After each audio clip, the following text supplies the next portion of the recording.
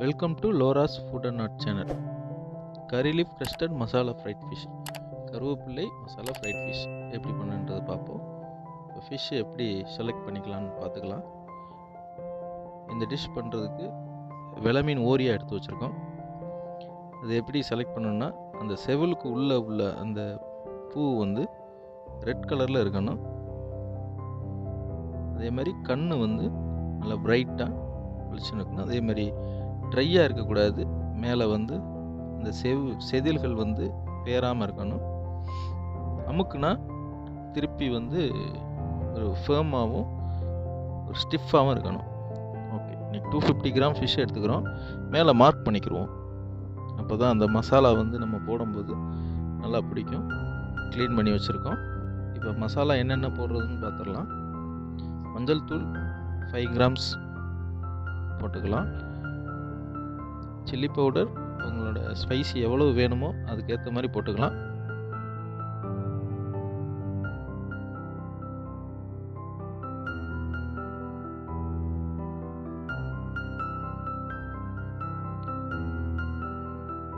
சீரகத்தூள் 5 grams,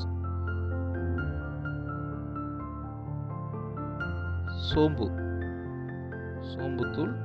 5 grams போட்டுக்குவோம். இந்த சீரகம் சோம்பு எப்போதுமே கொஞ்சம் ஈக்குவலாக போட்டோம்னா நல்ல ஒரு டேஸ்ட் கிடைக்கும். மல்லித்தூள் நம்ம சில்லி பவுடர் போட்டதில் பாதி.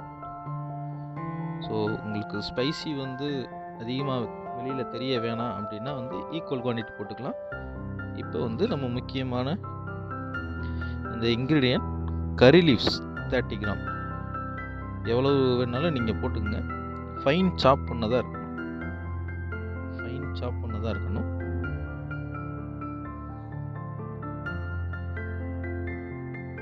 பூண்டு அரைச்சது ஒரு ஸ்பூன் போட்டுக்கலாம். crushed black pepper ஒரு 1/2 ஸ்பூன் போட்டுக்கோங்க. அப்ராக்சிமேட்லி ஒரு 10 கிராம்ஸ். ஸோ தேவையான அளவு சால்ட். மசாலா எல்லாம் போட்டுட்டோம். இப்போ வந்து இதை மிக்ஸ் பண்ணிக்கலாம். இதை மிக்ஸ் பண்ணுறதுக்கு முன்னாடி ஒரு 1/2 லெமன் புழிஞ்சுக்கலாம். இந்த லெமன் வந்து ஃப்ரெஷ்னஸும் ஷார்ப்னஸும் கொடுக்கும், கொஞ்சம் புளிப்பு சுவை கொடுக்கும். தண்ணி விட்டு பேஸ்ட் மாதிரி அதை பண்ணிவிட்டு அதை ஃபிஷ்ஷில் வந்து நல்லா ரப் பண்ணணும், அப்ளை பண்ணணும். அந்த நம்ம கீரி இருக்கிற அந்த இடங்களில் வந்து அந்த கறி லீவ்ஸ் உள்ளே போகிறது மாதிரி ரப் பண்ணிக்கலாம். 30 மினிட்ஸ் நம்ம ரெஸ்ட் கொடுத்துக்குருவோம். ஃப்ரிட்ஜ்லேயோ இல்லை வெளியிலையோ 30 மினிட்ஸ். கொஞ்சம் ஆயில் விட்டு ஷாலோ ஃப்ரை பண்ணிக்கணும். ஸ்லோ ஃபயரில் பண்ணும்போது நமக்கு ஃபிஷ் வந்து கிறிஸ்பியாக கிடைக்கும்.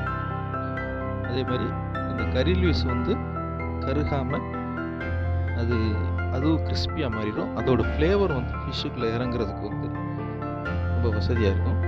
ஸோ கொஞ்சம் பொறுமையாக ஸ்லோ ஃபயரில் குக் பண்ணியாச்சு.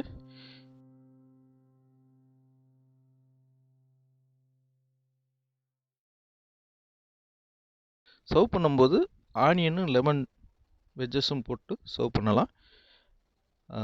அதை லெமனை புழிஞ்சு விட்டு ஆனியன் ரிங்ஸோட ஃபிஷ் எடுத்து சாப்பிடும்போது ரொம்ப அருமையான டேஸ்ட்டு. குழந்தைகளுக்கு ரொம்ப பிடிச்சது மாதிரி இருக்கும். பண்ணி பாருங்கள்.